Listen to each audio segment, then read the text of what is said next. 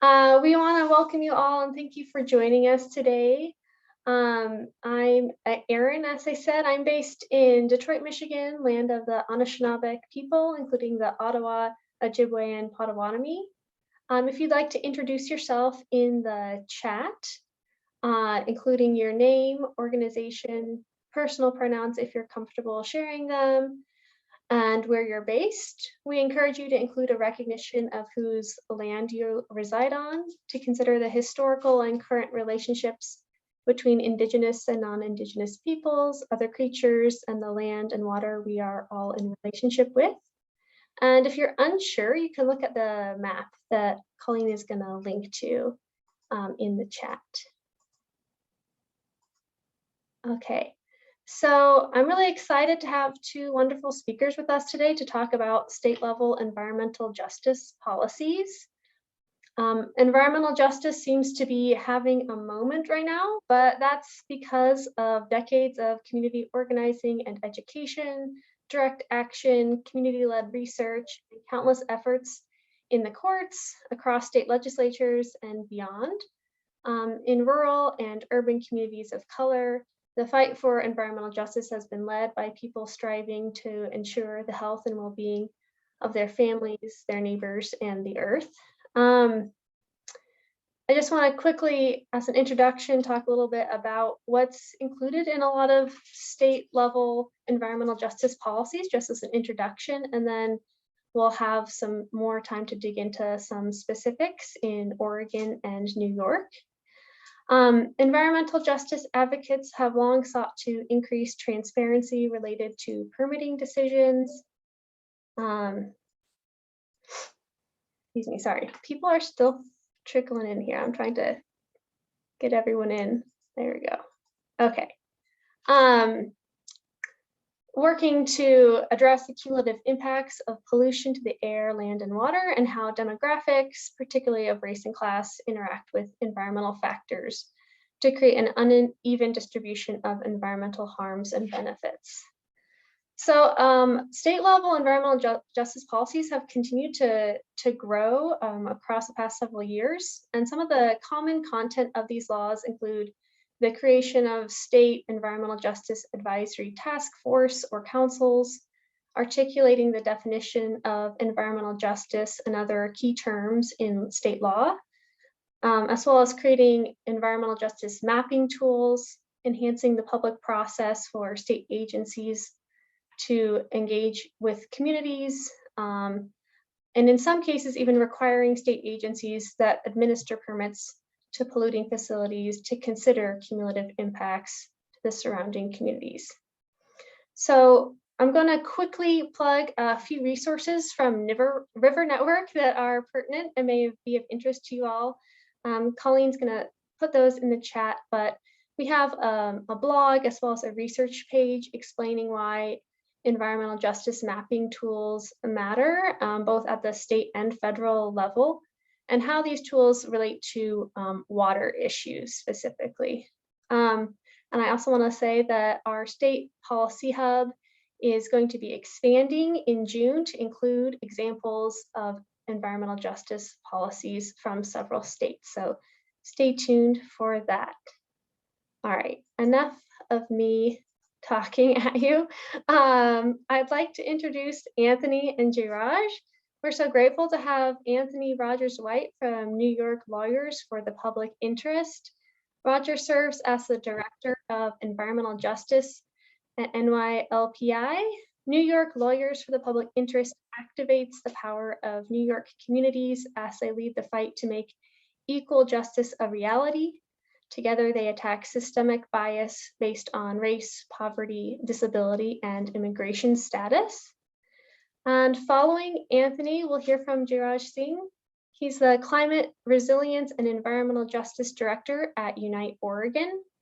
Unite Oregon was born from the merger of two organizations with a great long history in the state. The Center for Intercultural Organizing and Oregon Action have worked for decades organizing immigrants, refugees, people of color, and low-income Oregonians to address racial and economic disparities and improve the quality of life in Oregon.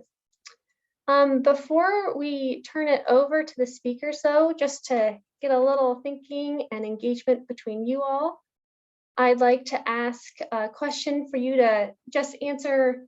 It's a big question, but if you can just answer shortly in the chat. The question is, how does environmental injustice affect your community and or waterways? And we'll put that in the chat as well so that you can read that. So just gonna wait 30 seconds or so for you to consider that question. How does environmental injustice affect your community and or waterways? And then we'll have you all enter that into the chat, just so that we can get a sense of who's in the room, what kind of experiences you all are facing.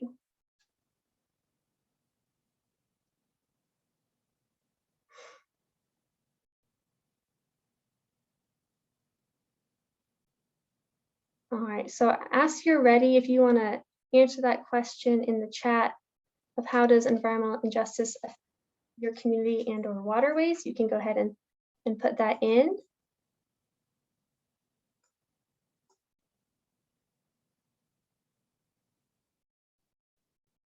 I know that's a big question, so I apologize if it brings up a lot of things for you to answer. You can just say it in a nutshell.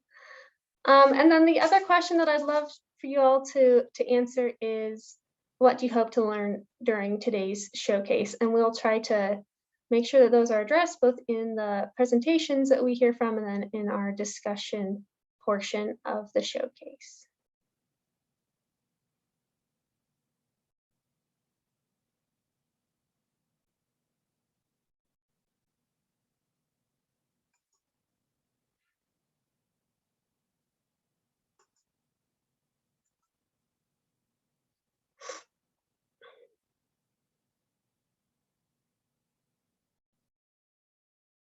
All right, I'm seeing some responses here. DC has been dealing with a host of water pollution issues because of years of environmental inequities, ranging from trash and sewage in rivers to lead in pipes. Other folks are saying black lung, impacts of mountaintop removal mining, contaminated drinking water. From Jillian, environmental injustice affects the West Oakland community regarding significant air quality impacts and water quality impacts. She's talking about the good work that Lawyers for Good Government are working on in that regard. Let's see. An example of the effects of both gentrification and environmental injustice. Niati says waterways Gowanus Canal only being remediated once wealthier white folks moved into that neighborhood. Continued stormwater flooding with worse impacts in poorest neighborhoods. And James mentions water quality and water affordability. Well, these are coming in fast. Okay. All right, I'm not going to go through all these, but thank you all so much for sharing some of those effects that you're feeling and also what you're hoping to learn during this showcase. And again, we're going to have the two speakers talk. We'll have some time for question and answer between each, and then we'll have time at the end for more discussion amongst all of us, which I'm really looking forward to. So I'm going to turn it over first to Anthony. Anthony, if you're ready, to talk to us a little bit about what's going on in New York.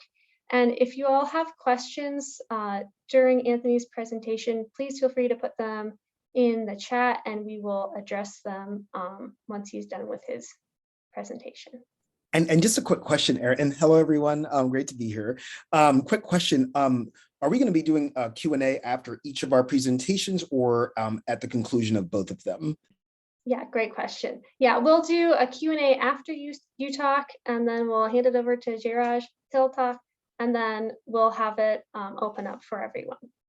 Okay. And as my son and partner remind me all the time, I am West African and from New York. So if you don't give me like maybe like a 5 or 10 minute warning, I'll just keep talking. That's Okay, just great. how it is. Okay. Thank you so much in advance. Yeah. Well, welcome everyone, and thank you for having me. And Aaron, thank you, and Riverkeeper for the invitation. Again, I'm Anthony Karifa Rogers Wright. I use he and his pronouns. I'm the Director of Environmental Justice with New York Lawyers for the Public Interest, as previously stated.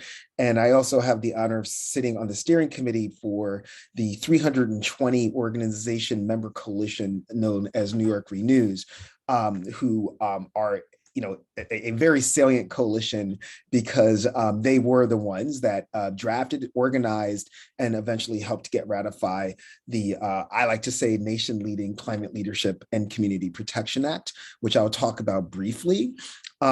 This is a nation-leading law, and that certainly could complement the amazing work that's being done in Oregon, in California, and even in New Jersey. But I think just to give a basic background on the CLCPA, as we call it, it was passed in 2019 by the former governor of New York, whose name I won't say, but he signed it into law in 2019, and it was definitely a cause of celebration because what we mandated in New York State was, one, we're going to center the protection of what we refer to as disadvantaged communities.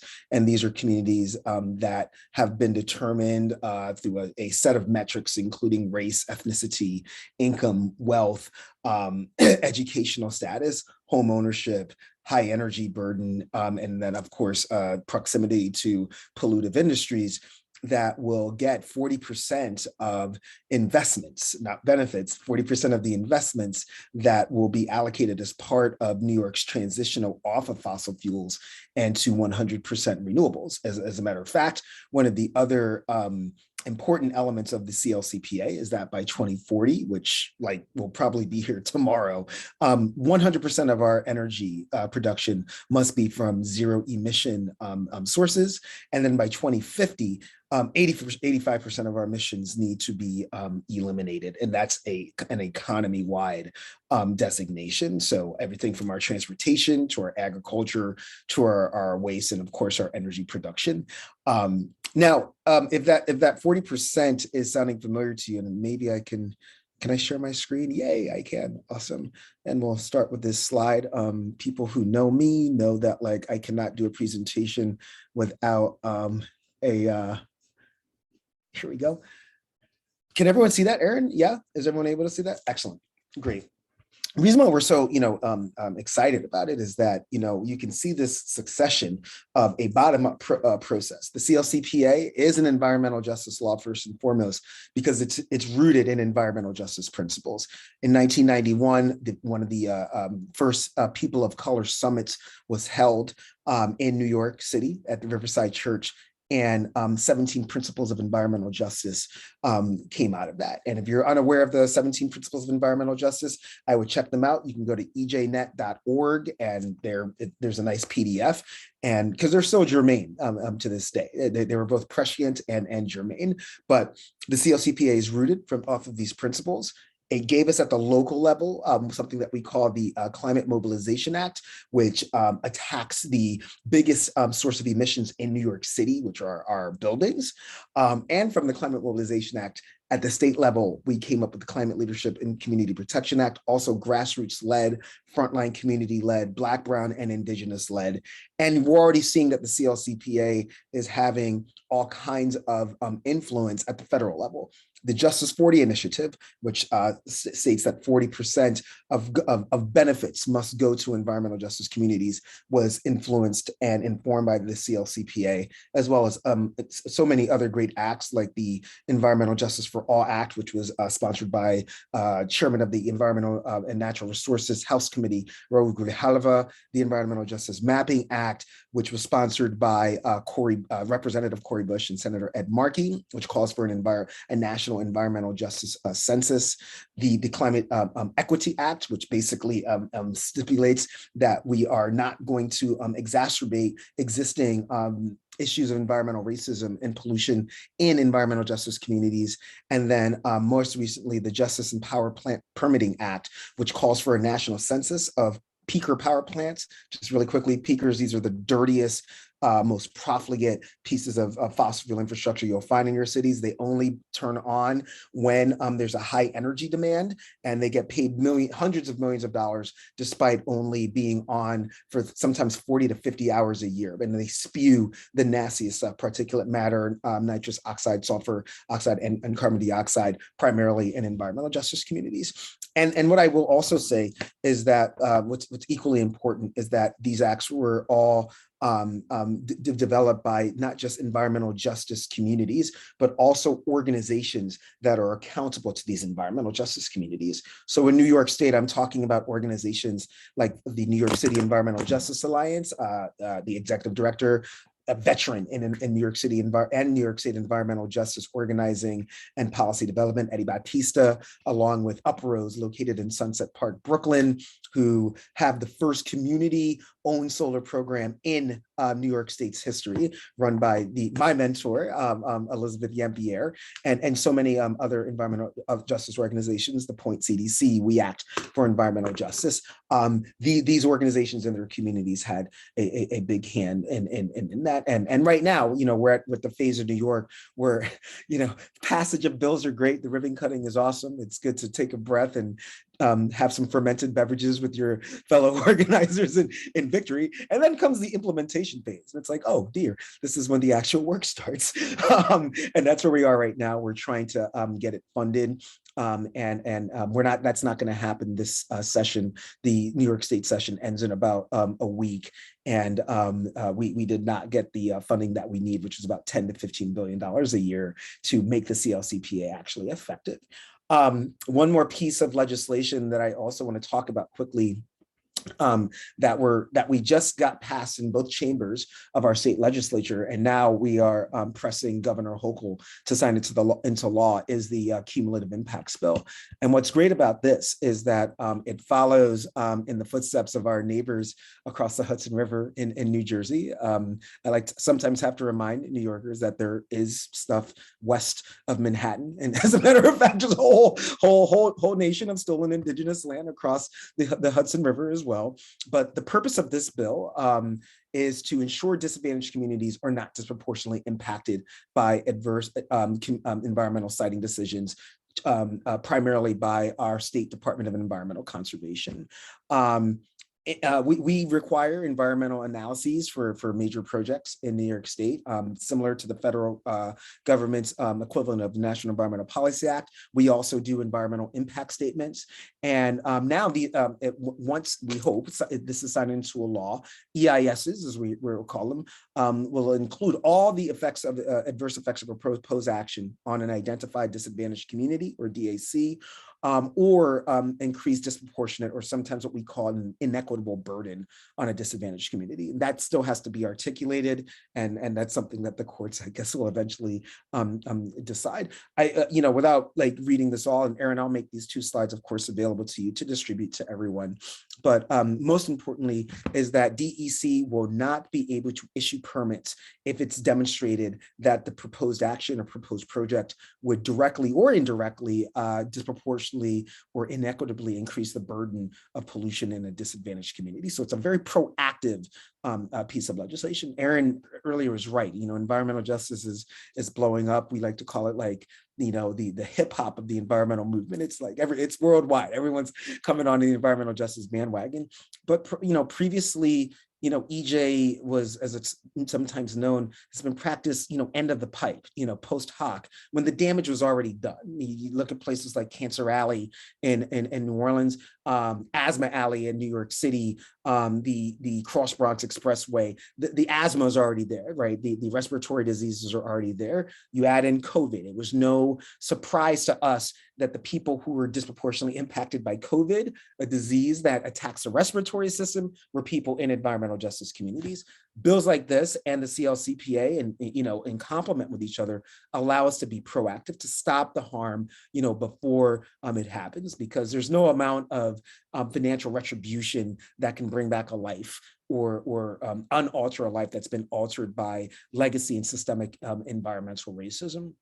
Just going back to CLCPA before I finish up, what I will say is that we are seeing the CLCPA in action. As a matter of fact, the DEC recently and my organization were in the process of fighting the appeal, but the DEC denied permits to two fossil fuel peaker plants because, one, they didn't demonstrate that they would be in compliance with New York State's emissions mandates per CLCPA, nor were they able to demonstrate that it wouldn't disproportionately impact an environmental justice or a disadvantaged community. So 2 permits were denied. And as a matter of fact, what I'm happy to say is that on the strength of those 2 permit denials, another fossil fuel energy company, Eastern Energy Generation, I believe is what it's called, they pulled their permit for 2 peaker plants that were located in Sunset Park, Brooklyn. And not because they were like, all right, we might as well withdraw our permits. But not only that, but they decided that instead of using that site that they have now for fossil fuel generation, that they're going to be looking into renewable energy battery storage instead. So that's an example of EJ, I think, moving more into a proactive role, right? Where we're getting sort of out of the epoch of this is a civil rights bill to more of like, this is a Black, Brown, and Indigenous liberation practice. And to liberate means to be proactive and stop the harm before it happens. So I'll stop sharing now. And I hope that was not too much time, Erin, and I'll totally look forward to fielding your questions. I'm going to put my name and email address in the chat now. And so if you don't think of any questions now, feel free to bombard me with them. My 6-year-old does it all the time, and I'm a seasoned pro. Well, thank you so much. You packed a lot in very rapidly, I would say. So I'll, no worries on being too lengthy. I'll turn it over to everyone that's in our virtual Zoom room. If anyone has a question, feel free to either raise your hand or just come off mute and ask it, or you can type it in the chat, whatever your preference.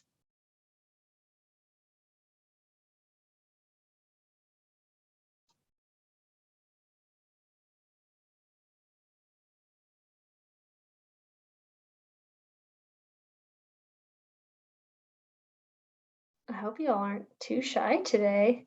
There's no questions at all?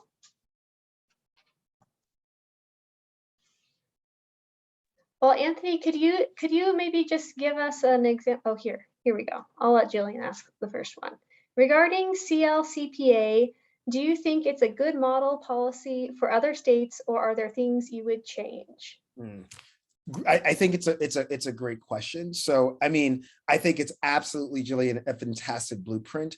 And then I think that also it has to be applied to the nuances and the specifics of the given geography of that state, right? So I don't think it's always going to be an apples to apples equivalency, even in New Jersey, right, which may have different issues and different dynamics that they have to deal with. But in terms of a good model for how to rapidly reduce emissions and make sure that we are proactively protecting the communities who have been and are being harmed worse by the impacts of climate change. I think it's a fantastic model. And in some cases, we've seen it in action. In New Mexico, they passed SB 489, which is very much rooted in the principles of just transition, like CLCPA. And as a matter of fact, includes in New Mexico a $44 million fund for workers who are going to be displaced once they start phasing out the fossil fuel industry. So we're very proud of it in New York. And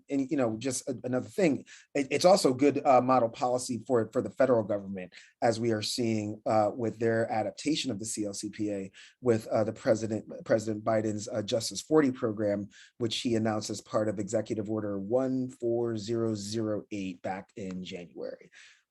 Memory still works. That's awesome. So yeah. And there's 2 similar questions also in the chat from Jenna and Alicia. What was the most difficult challenge in the passage of the CLCPA, and also how long did it take getting that passed? Awesome, like really great questions, and we can definitely answer them contemporaneously. Jenna, I mean, with everything, it's always like, the organizing, bringing people together, and developing consensus. You know, environmental organizations, environmental justice organizations are not monolith, right? And New Yorkers are known for having, let's just call them dynamic personalities sometimes. And so navigating just our side, to come to consensus was a ton of work, and required lots of heavy discussions, great facilitation, and making just sure that like everyone who should be at the table is at the table, right? Because we also really followed the Hermes Principles for Democratic Organizing, which came out of the second People of Color Conference on environment and environmental justice in Hermes, New Mexico, as a matter of fact. And these 6 principles, which you can also find on ejnet.org, by the way, really guided us. So that was it. And then, of course, making sure that our labor partners, and we're still having difficulty with our labor partners, by the way, to understand, no, we're not trying to like just come for your jobs and forget workers and sacrifice workers, so building the coalition. And that like leads to your question, Alicia. It took, when was the first People's Climate March? What was that, 26? Wait, when was that? That was 2015, right? 2015. So yeah, 2015. And that's kind of like when New York Renews launched. And right from there is when the organizing for what became the CLCPA came out. So that was 4 years, which in the grand scheme of things is not that long for a piece of policy that is this transformative.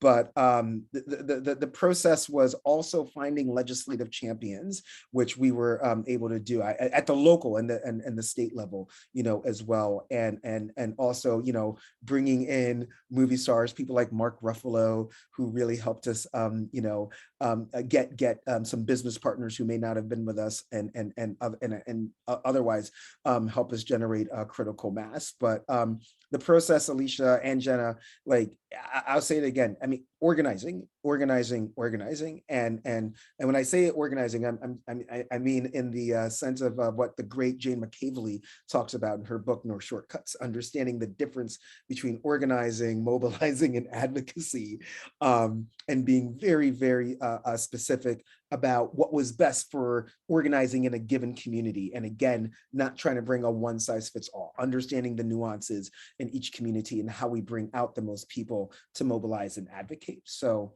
I could go on and on and on. Both of you are making me think. I think that like it probably would be a good idea for us at New York Renews to kind of like do like a little comic book narrative of like how the CLCPA came to be, and share it with everyone. So I'm going to make a mental note of that. Great. Well, we look forward to seeing that comic book for sure. I think we can maybe touch on one more question before I turn it over. Annette asked, where/how to start looking for funding, especially concerning education and public involvement. Annette, I don't know if you want to further explain your comment question. Hi, yes. How are you, everyone? Hi, Anthony. Great presentation, very energetic, and oh, it was great. Yes, this is obviously concerning environmental justice. I should have put that in my comment, sorry about that. But just looking to get started and raising awareness, and in my job particularly, I work with education and communication, public involvement, changing behaviors. So we're starting at the very beginning here, and we need funding to even develop a program surrounding this topic. And I was wondering, how do you get started at that level? I mean, I think that's it. Like we have to navigate capitalism, right? And this, I like to say, environmental justice, just transition is not cheap, and it's not free. The good news is that there are, and I'd be happy, I put my information in the chat. Please reach out. Let's talk offline.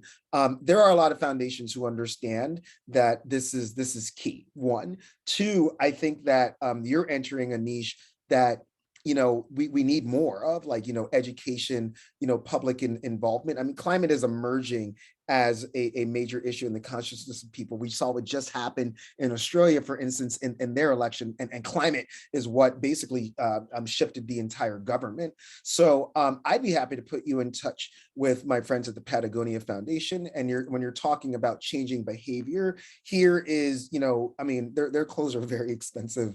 I get a great discount, but that's the only reason why I own any of their gear. But changes behavior in the sense of, right, they're all about that. Like you're not supposed to buy anything new after you buy something from Patagonia. You're supposed to just keep taking it back to them when it needs repairs. They are massively committed to increasing environmental justice. We've worked with them many, many times. I'd be happy to put you in touch with my dear friend, Liz O'Donnell, who's just terrific and has increased her interest in, like, what else can we do for environmental justice? So, I mean, and especially in that, if you're talking about an audience that maybe Black, Brown, and Indigenous people don't reach regularly, yes, we need, our white allies and accomplices to assist with increasing, maybe in education and public involvement of environmental justice in, white communities, including white environmental justice communities, because there are white environmental justice communities, and maybe you can at least reach them at first before I can. West Virginia, all throughout Appalachia, all kinds of communities that have also been sacrificed by a profligate fossil fuel industry. So yeah, let's definitely connect offline. Funding, I mean, I'm not a development director.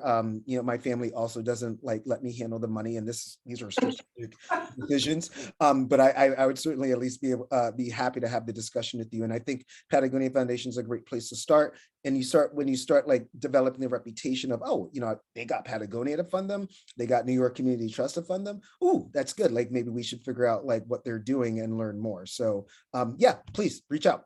I will reach out, and you hit right my area. I forgot to mention is the Ohio River watershed, and we have that Appalachia. Yeah, so thank you very much. You already know, and we're already in tune with that. So I appreciate it. Thank you. Okay, thank you all for those great questions. I'm going to turn it over to Jairaj Singh, who is coming from the other side of the country in Oregon. And then we'll have, again, more time for Q&A after his presentation. Great, thank you all. Thank you, Anthony, for that amazing presentation. I'm going to share my screen here.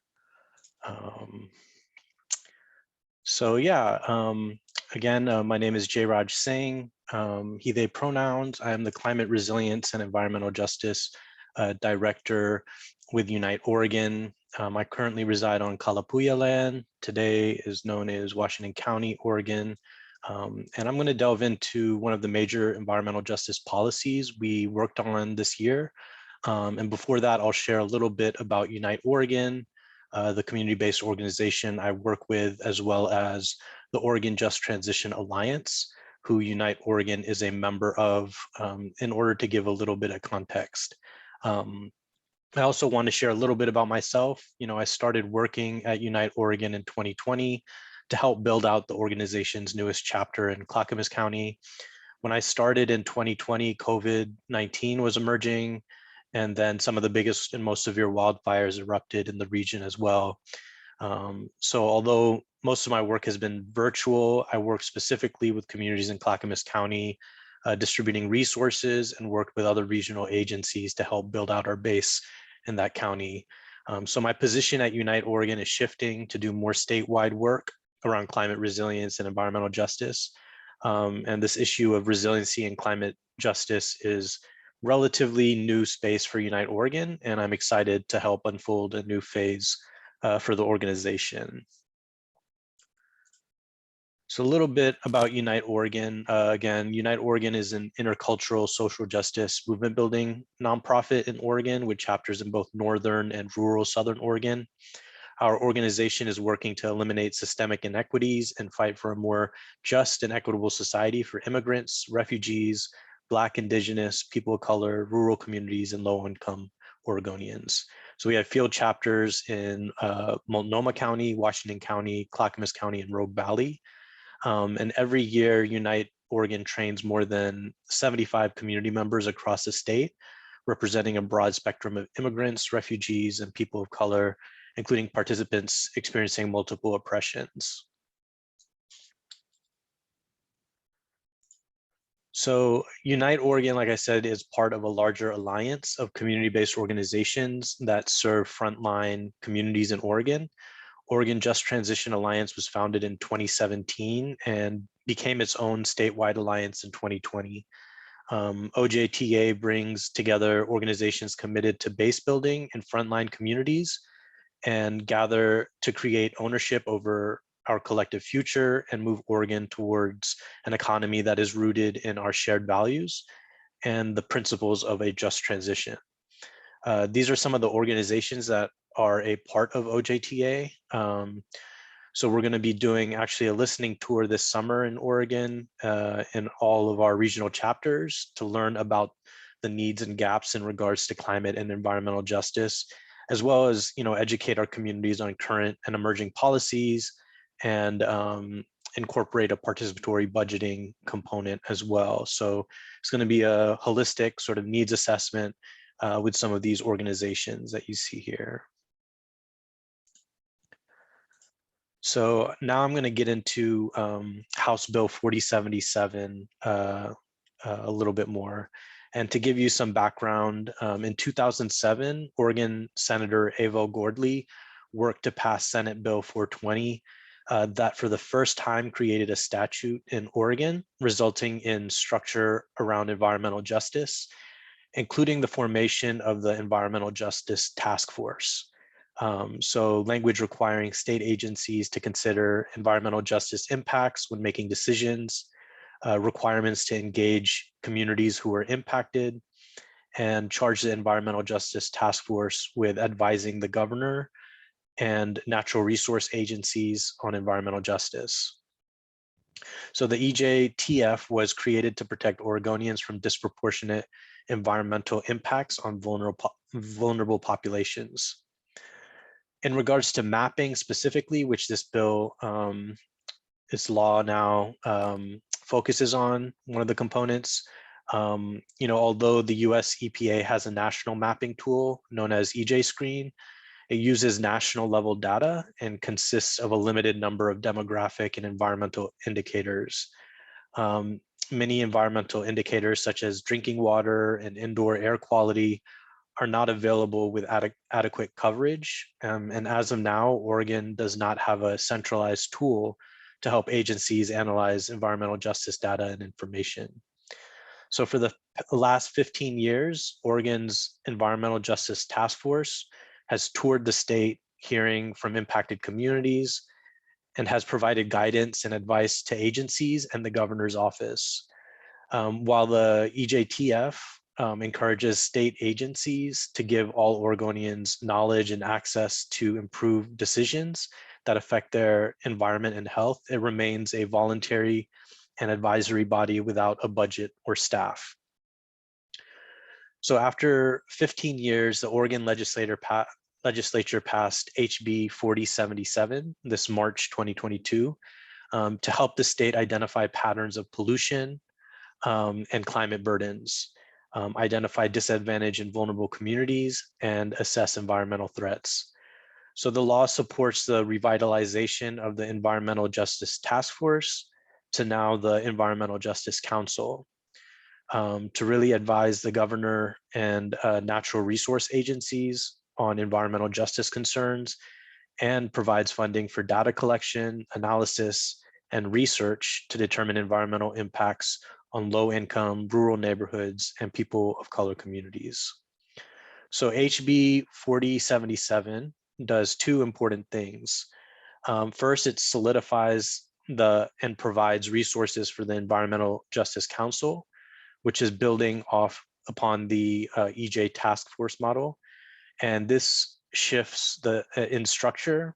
It provides sustainability and state investments to meet the moment and ensure that the voices and experiences of those most negatively impacted by environmental hazards have increased influence in decisions. The Environmental Justice Council expands volunteer membership to include a youth representative, brings more state agencies under the jurisdiction of the council and adds a full-time position to provide administrative support to the council and to assist in the work of creating a mapping tool. The second component of the law is the development of an environmental justice vulnerability mapping tool. It directs the Environmental Justice Council to develop a mapping tool that would assess environmental health and socioeconomic disparities. It'll layer together data such as air emissions, ozone level, and toxic hazards with health-related data and socioeconomic information such as linguistic isolation and income levels to help state agencies better understand the impacts of environmental disparities. So data from the mapping tool would be accessible to lawmakers, community organizations, and the public to assist in decision-making in environmental program development, implementation, and funding. So the law specifically directs DEQ, Oregon Department of Environmental Quality, and the Oregon Health Authority in consultation with the Institute of Natural Resources and DAS Geospatial Enterprise Office, GEO, to create a mapping tool to correlate environmental science and health data with socioeconomic information. So again, this tool will provide policymakers, community leaders, and Oregon residents key evidence to inform and shape high priority investments to reduce environmental health impacts on Oregon's communities and improve access to clean air, clean water, and healthy environment throughout the state. So this law is now going to create, scaffolding to help bolster the state's decade-plus environmental justice work and to help address the unprecedented challenges we now face. With the formation of an Environmental Justice Council and the development of an Oregon Environmental Justice Mapping Tool, these investments will have a profound impact in regards to representation, public participation, and reducing environmental disparities by identifying impacted communities and determining their unmet needs. And here's my contact information. I also put it in the chat. But yeah, that's my presentation there. Thank you, Jayraj. All right, I'm going to open it up again for Q&A. So feel free again to put your question in the chat, or you can just come off of mute and ask your question.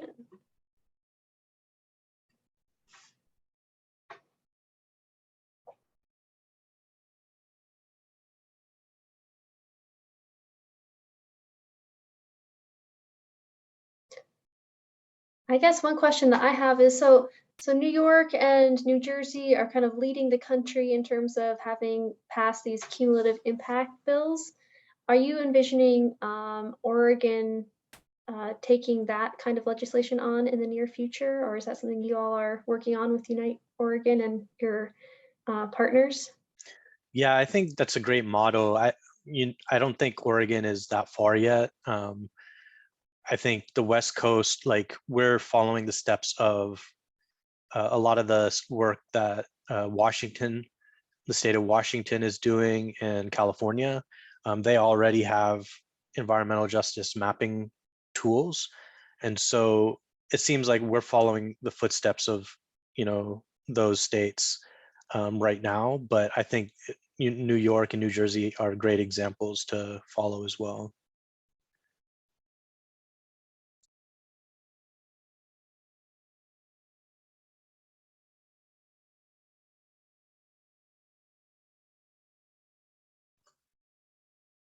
Other questions?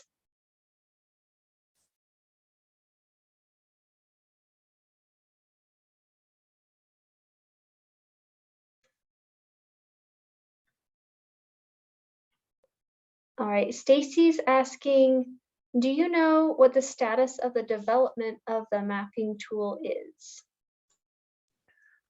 Yeah, I'm not sure on the details right now. We are in the process of, I think they're trying to hire the staff. the new staff member that will provide support for the Environmental Justice Council. And I think that's when the ball starts rolling. But Unite Oregon is already coordinating a statewide listening tour to make sure that communities are kept in the loop on this process and hold the EJ Council and the governor accountable to the needs of the community. So. And Julian's asking, will Oregon be using the federal mapping tool for DOCS, that stands for disadvantaged communities, to guide implementation at the state level? I'm actually not sure about that. I know it's going to be led by the Oregon Department of Environmental Quality, as well as Oregon Health Authority in terms of disadvantaged communities. I think the governor has a definition already. So, I think that's a great suggestion too. Another question, Jiraj, have you seen any resources that helps fund capacity building for tapping government funding, which can be tricky? Yeah, I feel like Oregon is unique, and we have, I think, a lot of foundations and other partners that are willing to support this work.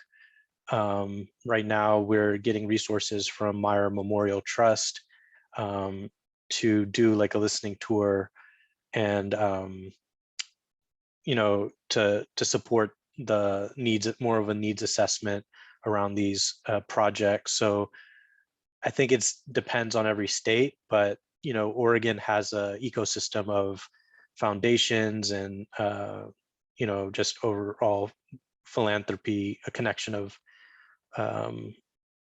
foundations. And so I think our state is definitely, like Anthony was saying, like there is a trend that people are starting to pay attention to this stuff more nationally. And I think Oregon is definitely one of those, the Pacific Northwest in general is one of those regions that are getting more attention as well.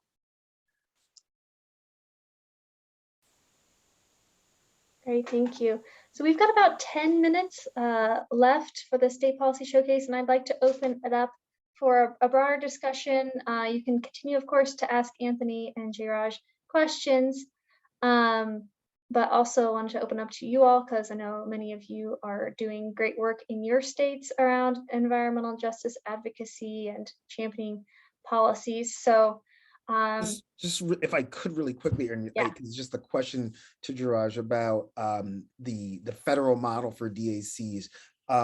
I hope that Oregon's not going to use it, and we're kind of flexing right now because the federal CEQ decided to use a race neutral approach to environmental justice, and we don't think that you can address environmental racism without considering race.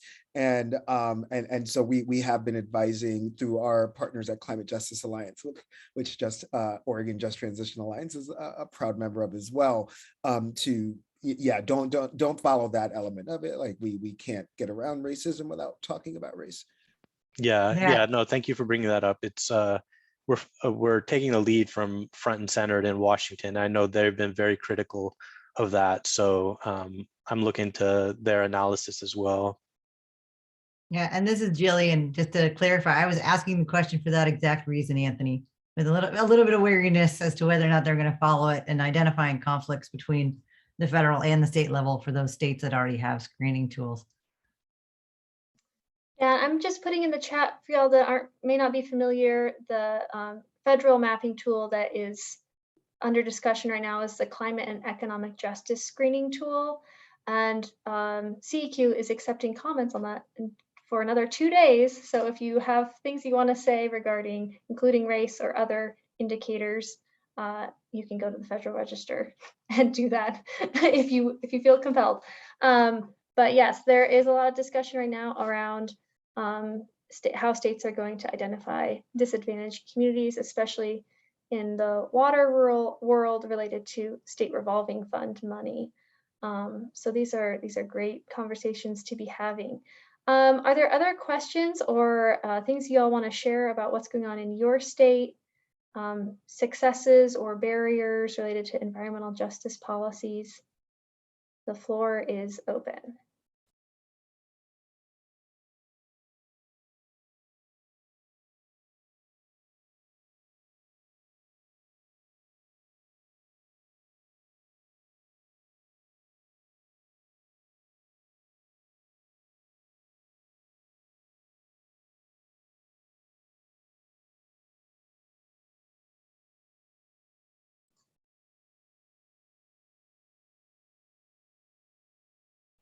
Any questions?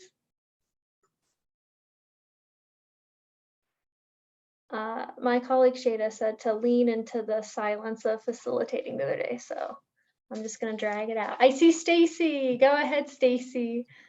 Hi, I'm just wondering, kind of to one of the questions that was raised earlier about, looking to multiple of the policies coming out of New York as model policies.